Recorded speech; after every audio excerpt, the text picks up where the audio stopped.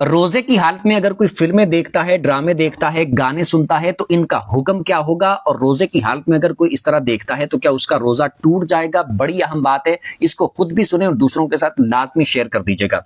ये बात याद रखिए, रोजे की हालत में अगर कोई फिल्में देखता है, ड्रामे देखता है, गाने सुनता है तो ये नाजायज, हराम और सख्त हराम है, सख्त गुनाह का काम है।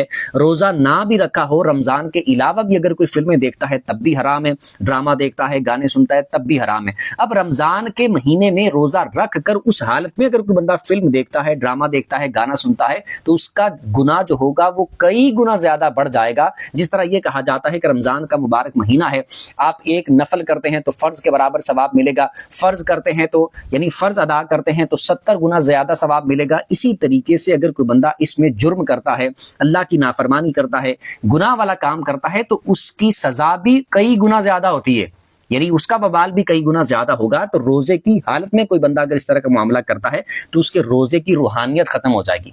ऐसे बंदे का रोजा रखने का फायदा क्या है? रोजा हमने रखा है तो जो चीजें हमारे लिए हलाल थी, यानी खाना खाना हमारे लिए हलाल है लेकिन रोजे की हालत में हम पर हराम हो गया, हमने अल्लाह की रजा की खातिर उसे छोड़ दिया कि हमने इस वक्त से लेकर इस वक्त तक खाना नहीं खाना, इस वक्त से लेकर इस वक्त तक पानी नहीं पीना, हालांकि वो हलाल है लेकिन रोजे की हालत में हमने उसको अल्लाह की रजा के लिए छोड़ दिया, तर्क कर दिया। और जो वैसी हराम चीजें हैं तो रोजे की हालत में हम वो वाले काम करें अगर, तो वो कैसा रोजा होगा? उस रोजे की रूहानियत खत्म हो जाएगी। अब जाहिरी तौर पर जो भूखा प्यासा रहने वाला रोजा है वो तो उसका नहीं टूटेगा, रोजा तो उसका हो जाएगा, लेकिन उस रोजे की जो असल रूहानियत थी वो खत्म हो जाएगी।